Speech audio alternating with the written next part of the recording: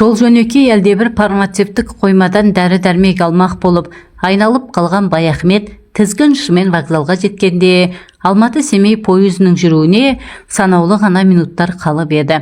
Алаң толы құжынаған халық, кешіккен жолаушылар вагонға кіруге жанталасса, енді біреулер жүргіншілерге жеміс жидегін, шөлмектегі сусындарын, тіске басар тамақтарын тықпалап әуре, айнала айғай шу, бірін-бірі іздеген дауыстар.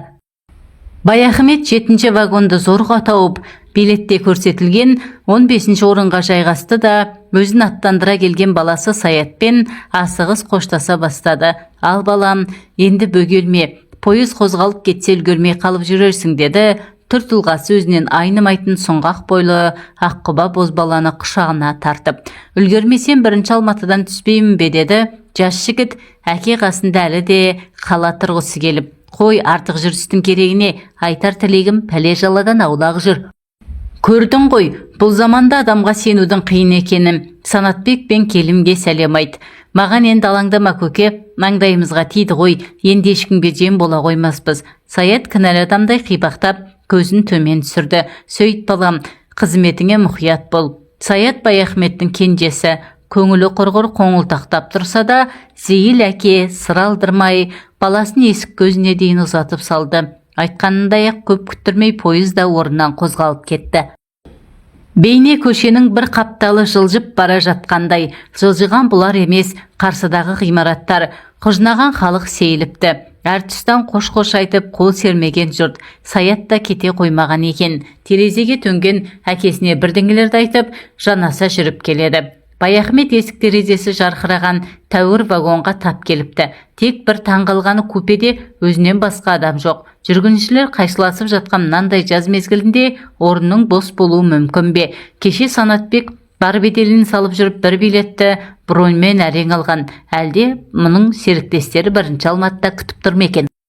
Жолаушылар пойызы екі вокзалдың арасында тым ағындап кетпей, баяу жылжып келеді. Жол бойы қалың орман, бетон қабырғалы қойма складтар, ара-тұра тал телектер арасынан ақшаңқан үйлер қылаң береді. Құда онда бәрі көңілге байланысты екен ғой. Осыдан 15 күн бұрын осы жолмен қалаға кіргенде, мына көріністер сұрқы қашқан қиқы-жиқы тым жүдеу күйде шалынып еді. Енді қараса, соның бәрін өңденіп, құлпырып кетіпті. Онда Баяхметтің көңілі күптеді. Биыл оқу бітірген кенжесі Саят істі боп жатыр дегенді естіп, жанын қойырға жер таппай келе жатқан. Енді міне бәле жылы артта қалып, шошыған жүрек орнына түсті. Саяты ағарып, бостандыққа шықты. Құдайдың мұнысына да мыңда бір тәубе.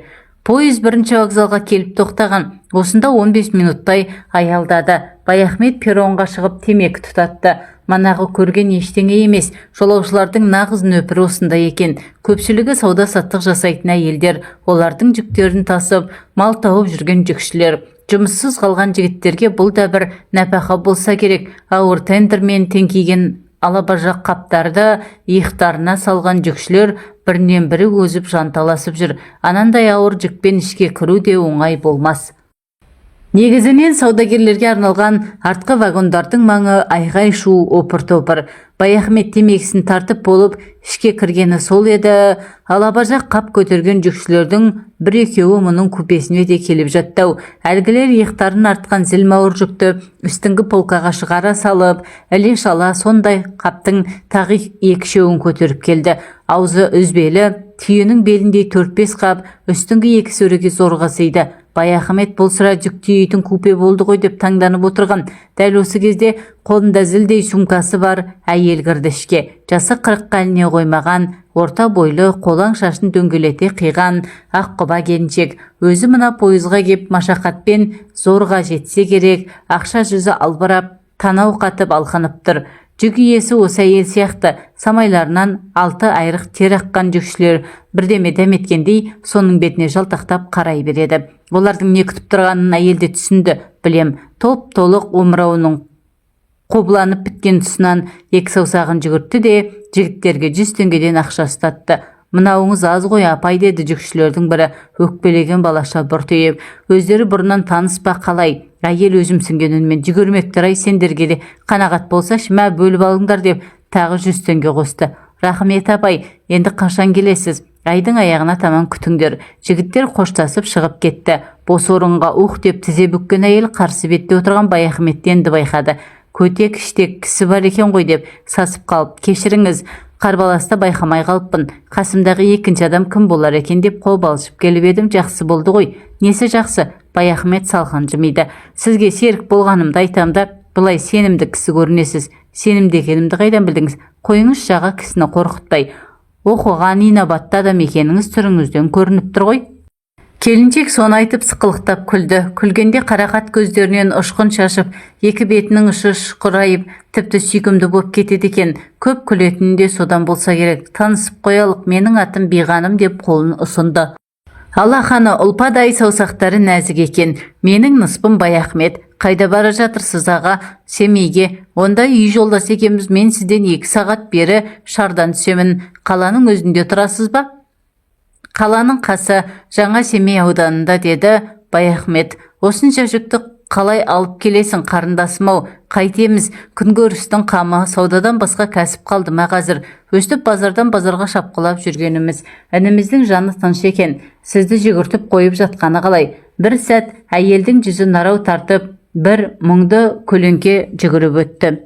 Сол ініңіз болмай тұр ғой аға, ол тірі болса мұндай күйге түсер ме едім. Күйеуімді осыдан 3 жыл бұрын біреулер пышақ салып өлтіріп кеткен.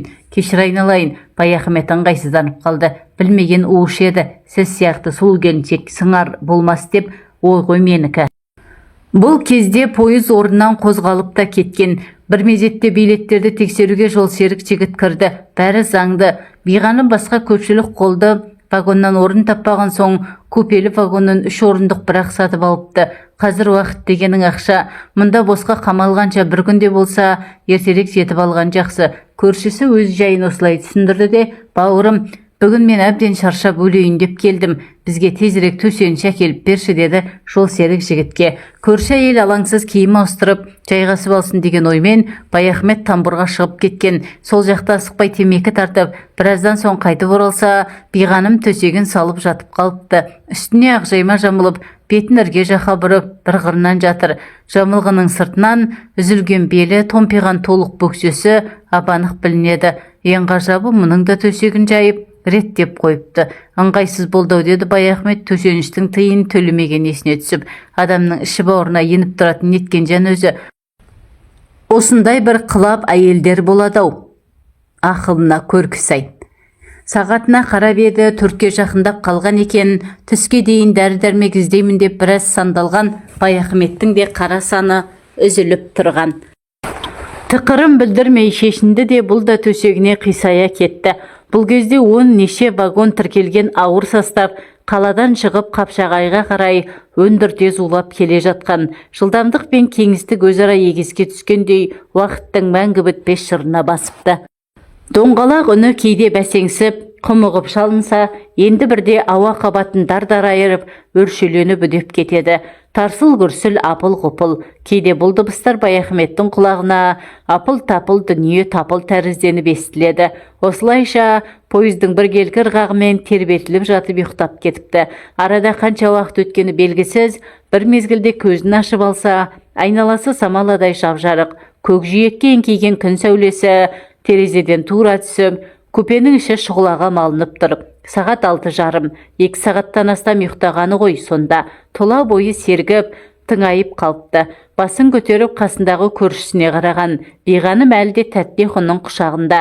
Үстіне жамылған ақжайма аяқ жағына сырғып түсіп кетіпті. Жібек шілтерлі көгілдір іш көйлектің де етегі мықынға таман түріліп қалған.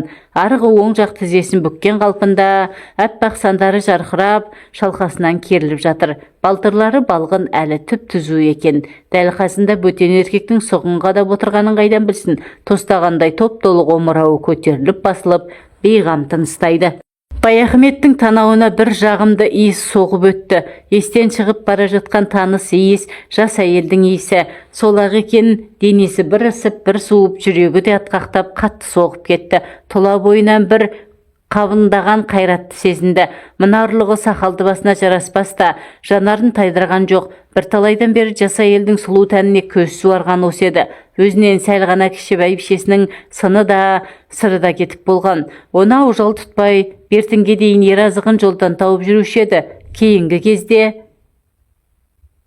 әйел көзінің құрты дерлік әдемі жігіт болатын. Оның үстіне өзі білдей бір емхананың бас дәрігері.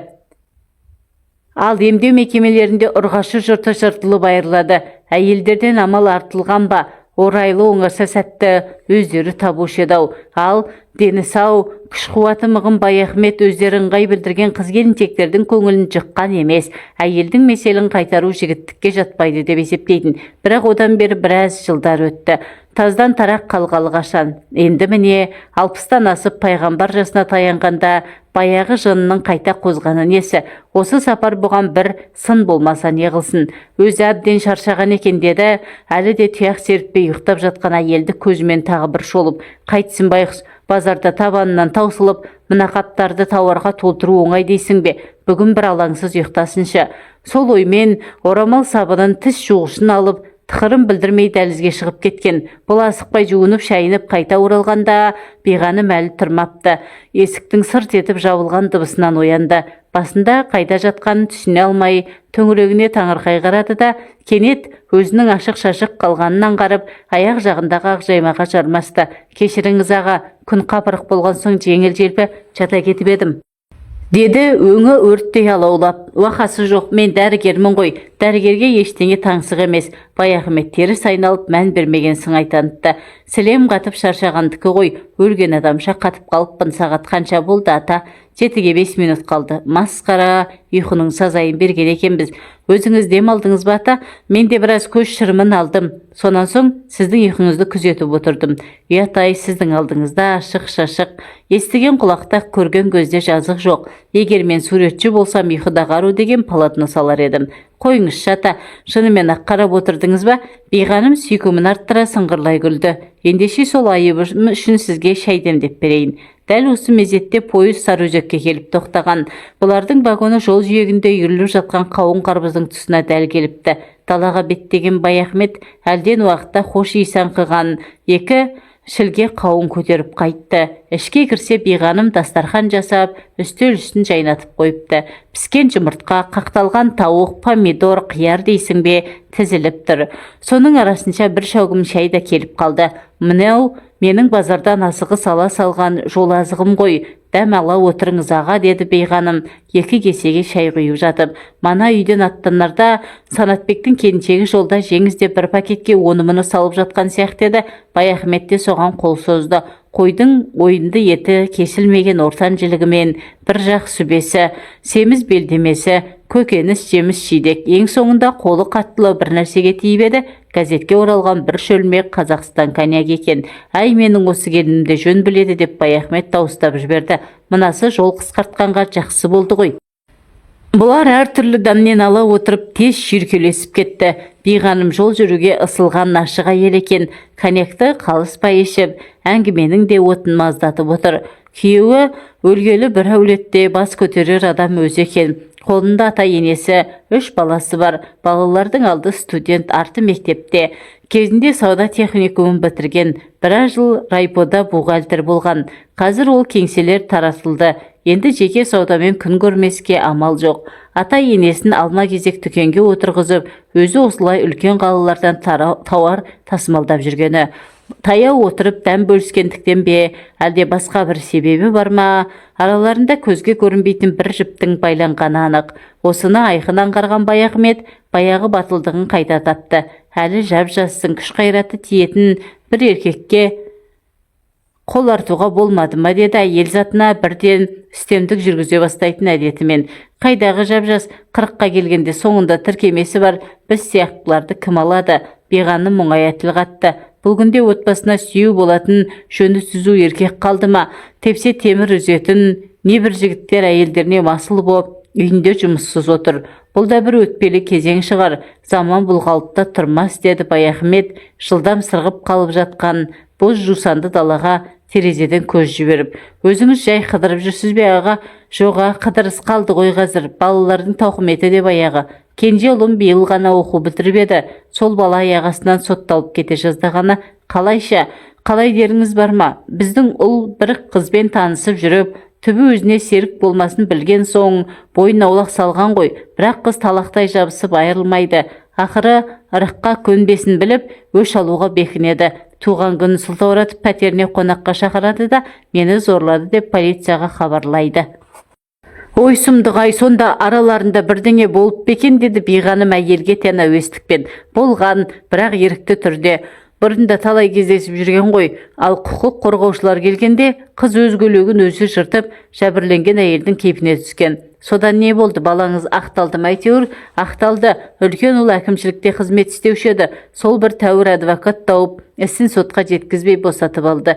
Апыр-ай, жақсы болған екен. Ендеше сіздің осы жеңісті сапарыңыз үшін алып қоймаймыз ба? Бұлар шайға қанып, ара-тұра коньяктан дарттай қойып, әрнені сөз етіп отыр. Бірақ қандай әңгіме айтса да айналып келіп, ер-әйел тақырыбына соға береді. Мына бір оңашалықта соны тілейтіндей. Бұрын кім білген, біздің заңдарымызда адам түсінбейтін жайлар көп екен деді Баяхмет, 2 стаканға тағы да коньяк құйып жатып. Осы сапарда қылмыс кодексімен аздап танысқаным бар.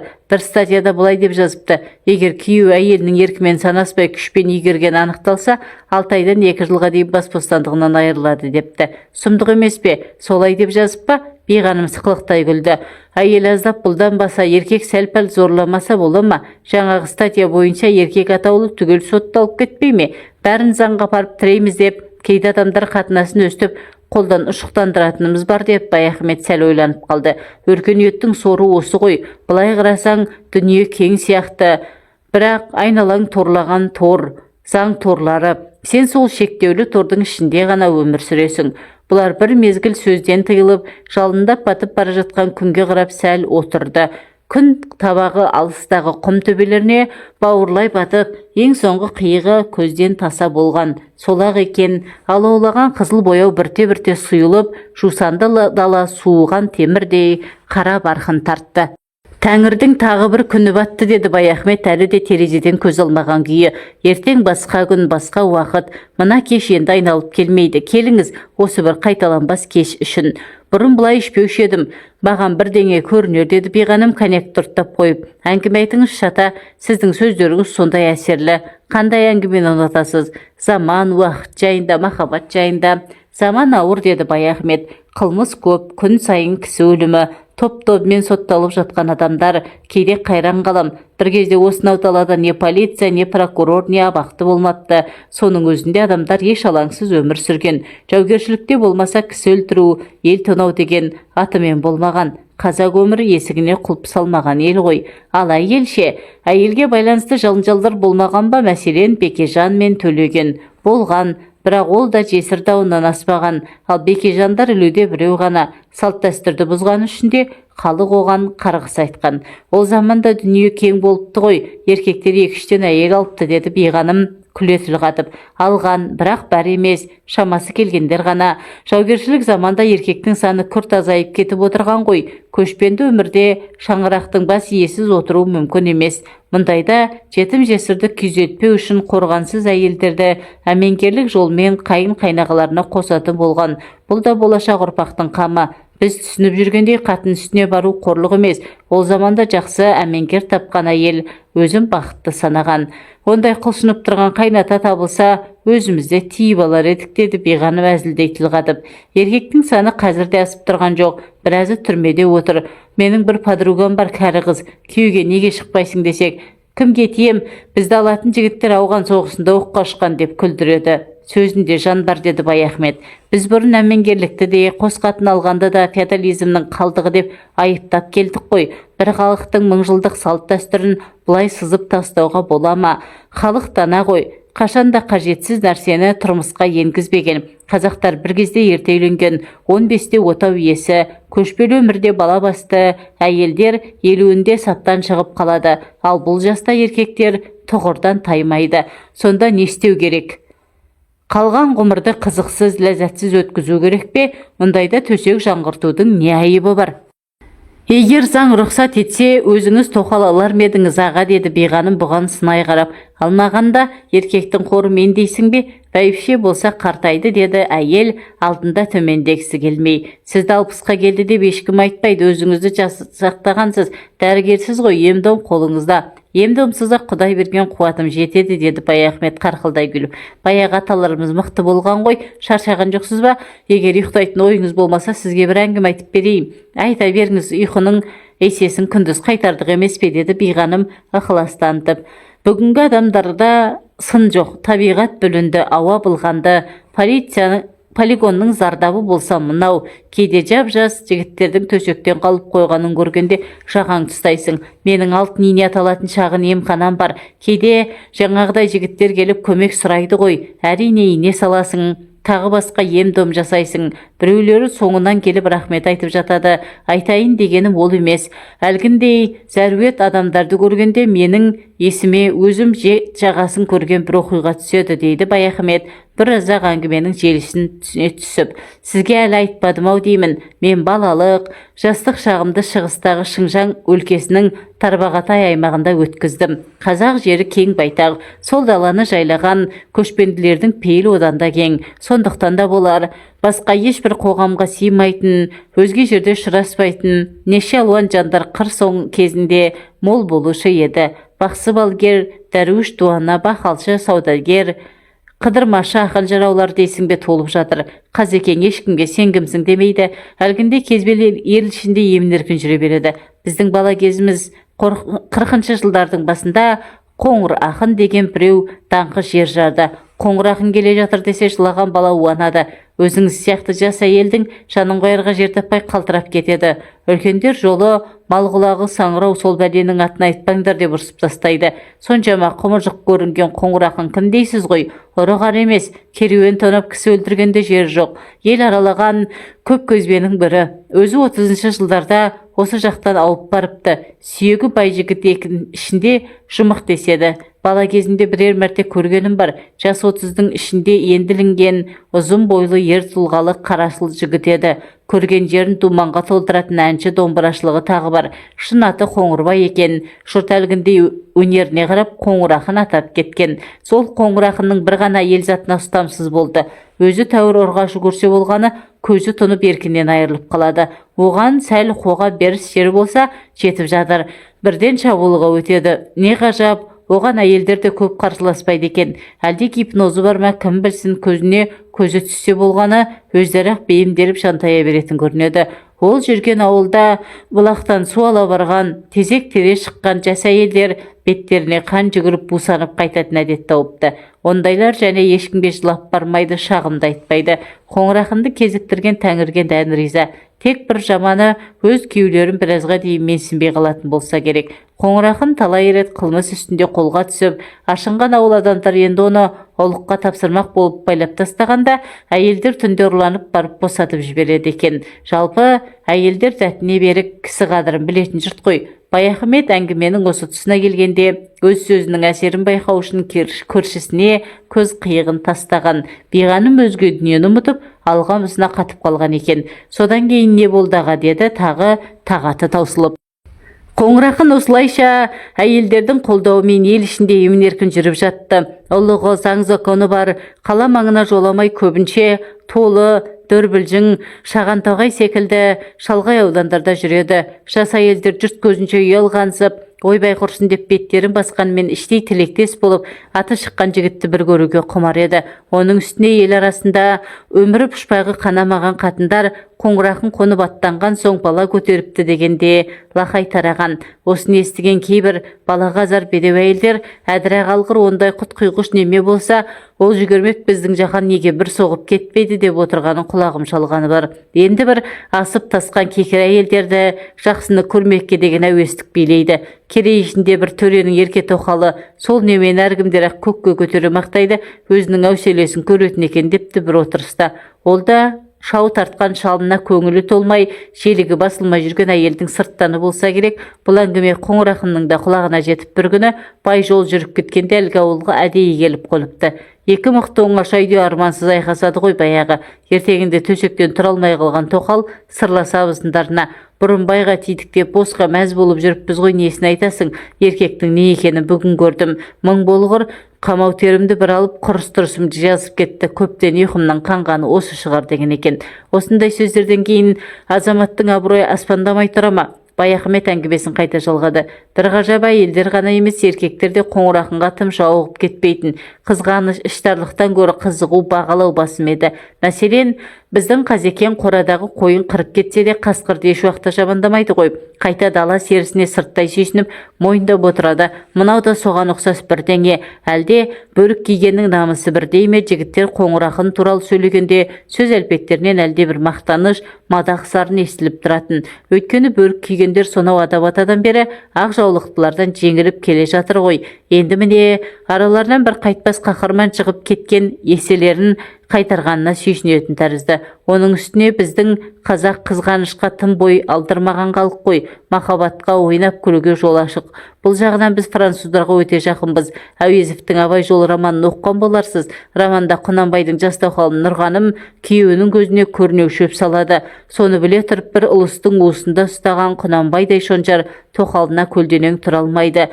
Әуезов мұны ойдан емес өмірден алғанына күмән жоқ. Осы Дон Жуан дегенде француздардан шықпады ма? Соны мадақтаған қаншама драма жырдастандар бар, деді Беғаным сөзге араласып. Дон Жуан испан жұртынан, оның бұлай даңқты болатыны батыста елдердің ықыласына бөлену қол жетпес арман. Ал қоңыр ақын сол Дон Жуанның одан гөрі жабайылау ежелгі түрі. Бойына төтенше күш дарыған дала көкжалы феномен. Ол шын шабыты келгенде қатарынан 3-4 әйелге түсе береді екен. Кейде еріккен мырзалар өзара бәстесіп, оны талай сынап көрген. Ол туралы әңгіме көп. Қоңыр ақынның желке тұсында аттың жалақ жауырына шыққан жүндей бір уыс ақ шаш болушы еді. Сөйтсек, оның мәнісі бұлай болған екен. Бірде қоңыр ақын Тойоттоға жан таппай зарығып келе жатып, бір сайда саяқ отырған жалғыз үйге түседі. Үйде енесімен келіні ғана болса керек. Кемпір сырттағы жер шақпасында құрт қайнатып отырады. Төрде отырған қонақ келіншек ұсынған қымызды бірақ сіміреді де, босағаны тыстала берем дегенде білегінен шап береді ғой баяғы. Әрине көп қарсылық болмайды. Бір мезгілде ошақ басындағы кемпір әлдебір оқшау дыбыстардан секем алып, ішке кірсе жаңағы қонақ келіншекті жәукемдеп жатыр дейді. Келіннің кегі оңай бола ма? Бірден ажыратуға ұмтылған, жалма-жал керегеден өлі тұрған қыл шылбырды жігіттің ойына салып жіберіп шірене тартқан екен. Қонақ онысын шыбын шаққан құрлы көрмейді, жұмысын жалғастыра беріпті. Ал келіні қарсыласып бұлқынудың орнына апатай болар іс болды ғой, шыдай тұрыңызшы деп жалынатын көрінеді. Соны көрген енесі: ай мына неменің көңі кеуіп қалған ба деп далаға жүгіре шығып, біреу жауыздық құртты жігіттің желкесіне құйып жіберіпті.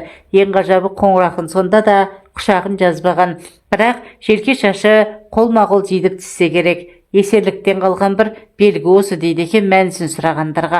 Қоңыр ақынның мұндай жолға қалай түскені жайында түрлі болжамдар айтылады, деді Баяхмет алдындағы шайдан ұрттап қойып. Біреулер оны ес ауысқан әумесер жынды десе, енді біреулер ауысқан ештеңесі жоқ дені сау. Ол тегінде бір байдың мырзасы екен. Арғы беттен ауып келген соң әйелі бұдан айнып басқа біреумен қашып кетіпті.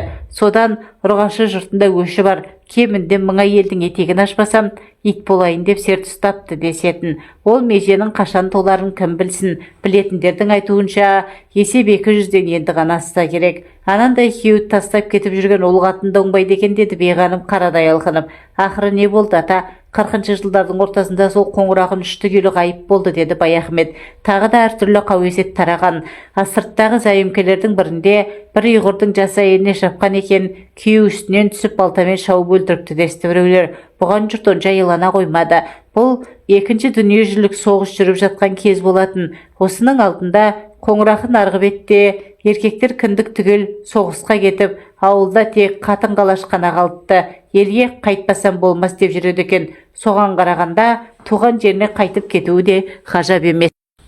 Бұл жақта ондай адам симайды да ғой. Сорлы жігіт итжеккенге айдалып кетті ме кім білсін. Бұл кезде қас қарайып сағат 11-ге жақындап қалған.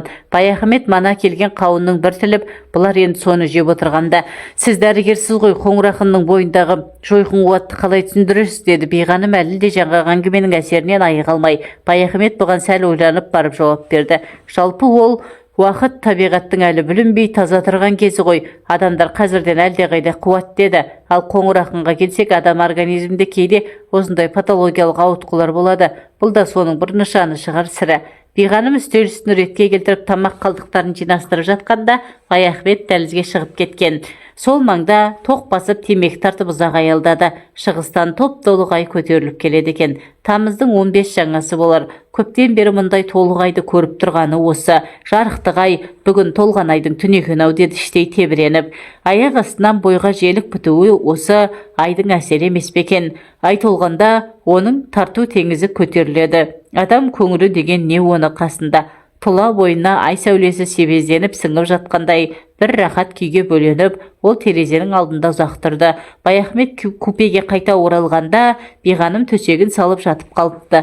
Күндізгіде көрінгендей ақ жайманың астында керіліп жатыр, бірақ ұйықтамаған айдан ағылық. Бұл да өз орнына келіп қисайды. Шам сөнген, алайда толған айдың кешінде дала жап-жарық, терезеден алагөğüm сәуле түсіп тұр. Ұйқы келер емес. Бойында алабыртқан бір қызу бар. Дәл қасында ақ сазандай келіншек. Қайтпек керек. Әдеп сақтап, осылай мәдениетті түрде жата бермек пе? Биғаным не ойлап жатыр екен? Бұдан бір белгі күте ме, әлде үмітсіз бе? Қалай болғанда да сыр тартып көру керек. Биғаным, ұйықтап қалдыңыз ба деді бұл, әлден уақытта шыдай алмай. Көршісі ояу екен. Ұйқы қашты ғой. Менің есімнен жаңағы қоңыр ақын шығар емес деді әйел, күле тіл қатып. Қайдағы әңгімені айтып, кісінің ұйқысын бұздыңыз ғой аға. Мен де ұйықтай алар емеспін. Неге? Айтылған түндерде осылай елегізетін әдетім бар. Оның үстіне қарыс жерде айдай толқысып сен жатырсың. Қызды ауылдың итін үргізуге құмар көшпенделдің баласы едім. Бір белгі бермесем, еркек басыма мін болады деп, екідай күй кешудемін. Ой аға, қандай қызықсыз өзіңіз деді. Биғаным сылқ-сылқ күлді. Арамыз бір-ақ қадам жер. Үйтіп басыңызды қатырғанша бері қарай аттай салмайсыз ба? Кейде қол жетпес армандай көрінетін нәрсенің бір ғана сөзге, батыл бір қадамға ілініп тұратыны барау. Несін айтасың? Бұл бір естен кетпес кеш болды. Баяхмет ятқа қалмай, толған айдың түнін жақсы өткізді. Ертесінде түске таман пойыз шар бекетіне келіп тоқтады. Биғаным ертерек қамданып жүктерін шығар ауызға келіп қойған. Екеуі жабылып жерге түсірді. Қарсы алған ешкім байқалмайды. Адамдар бір күннің ішінде бір-біріне бұлай бауыр басып қалады деп кім ойлаған? Баяхмет кеше осы уақытта дүниеде Биғаным деген әйел барын білмеуші еді. Енді міне қиып кете алмай, іші құрғыр қоңқылдап тұр. Келіншек жорта көңілденіп күлген болады, бірақ оның да жанарында нілдеген жас бар. Бәлкім тағдыр жазса тағы да кездесетін шығармыз деді Биғаным бірінші тіл қатып. Тұрағымыз осы, маңдайында Биғаным деген жазуы бар дүкенді осы елдің бәрі біледі. Міндетті түрде кездесуіміз керек деді Баяхмет жан дүниесінің әлден ақ құлази бастағанынан қарып. Егер осыдан жолықпай кетсек, түк баяны жоқ, пәтуасыз біреулер болып шықпаймыз ба? Соны айтып визитный карточкасын ұсынған. Онда алтын ине емханасының мекен жайы, телефоны абанық жазылған. Жақсы болды ғой, анда-санда барып ине салдырып тұратын деді Биғаным бұрынғы көңілді қалпына қайта тауып. Семей деген біз үшін қауындықтың жолындай. Мұндайда уақыттың тым тез өтетін әдеті ғой. Алдан жасыл шам жанып, пойыз жүруге айналды. Қалай да келетін болып күтем деді Баяхмет тепкішекке аяғын сала беріп. Пойыз орнынан қозғалып кетті. Үйілген жүктің қасында Биғаным әлі қол бұлғап тұр. Баяхметке ол жылап тұрған сияқтанды.